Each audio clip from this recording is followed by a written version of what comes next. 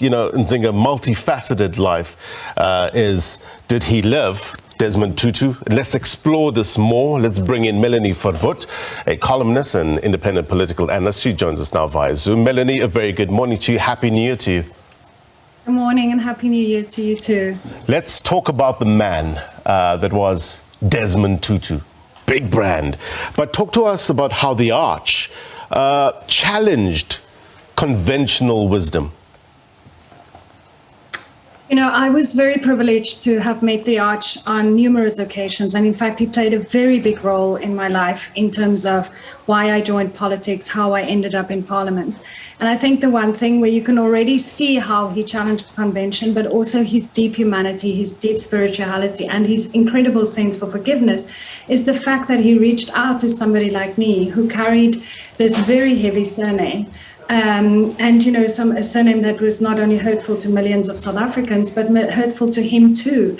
And he saw me and he reached out to me and he played a huge role in me ending up in politics and then in Parliament later for the ANC. He also, you know, then at various stages in my life intersected with me when I was ambassador.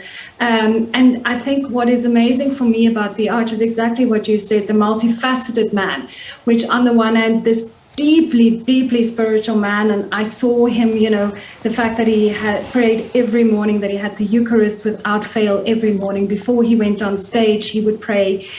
Deeply spiritual man, and yet also somebody who wasn't pious. I had lovely, very funny experiences with him. And also somebody who then, of course, also showed us what true forgiveness means. Melanie, let's talk about some of those funny stories I've read the stories that you've written about your time as an ambassador in Ireland and your interaction with the Arch. If you can just share one or two of those stories for our viewers. Well, you know, I think one of the ones that also showed how he wasn't caught up by his own importance, which I think is the sign of a true spiritual leader as well, was one day we were he had a press thing, and one of the photographers, it was an outside photo shoot, and one of the photographers had come with a big motorbike. You know, he drove a motorbike, and the Arch spotted it, and he suddenly whispered to me and he said, "Osi, come on, let's give them something to talk about. Jump up." And he got on the motorbike, and here was me, ambassador, and he got me to get on the back of the motorbike. And of course, the press went crazy, and that was the front page of the newspapers the next day, the ambassador and the Arch on top of a big red motorbike. And the other really funny story, which also shows that he wasn't pious, was Bono and his wife Ali came over to the house one day. And Bono asked if the Arch could do a blessing for their new album, which was about to release. And the Arch said, sure. And we stood in a little circle and held hands. And the Arch started praying, first in Xhosa. And when it sounded like he was winding up, Bono suddenly started pushing up his hand, you know, real rock and roll gesture. But the Arch sensed it. He was standing next to the Arch, and the Arch opened one eye and looked over at him and said, "I'm not finished, man." And Bono dropped his hand, and then he prayed in Afrikaans. And again, it sounded like he was going to, and Bono's hand sort of started, and the Arch, again, one eye went, "Not yet, man." And then he prayed in English. And then when he finished, he gave Bono a little kick in the heels and went, "Now." And Bono went, "Amen." You know, so I think, you know, it showed a lot of the laughter, the lack of piousness, which I think is very important, you know, that there's a commitment, but not a piousness.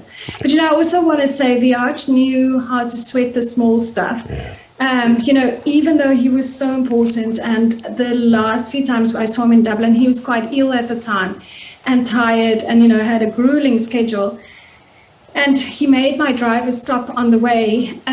One day we were going somewhere, and he made my driver stop, and he got out of the car and told me to say. And a few days later, flowers arrived for me, and he said, "Thank you so much, Osi, for everything you've done for me." And, you know, it's the Arch, you know, one would do anything for the Arch. And secondly, he actually thought about doing something as small as that, to send flowers, you know, to say thank you.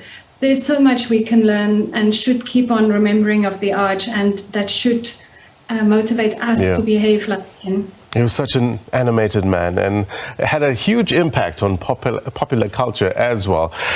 Melanie, people have to disagree with decency, you would agree. The other way won't take us anywhere. Animus can't be an agent for good change. Did he do that? Did he disagree with decency?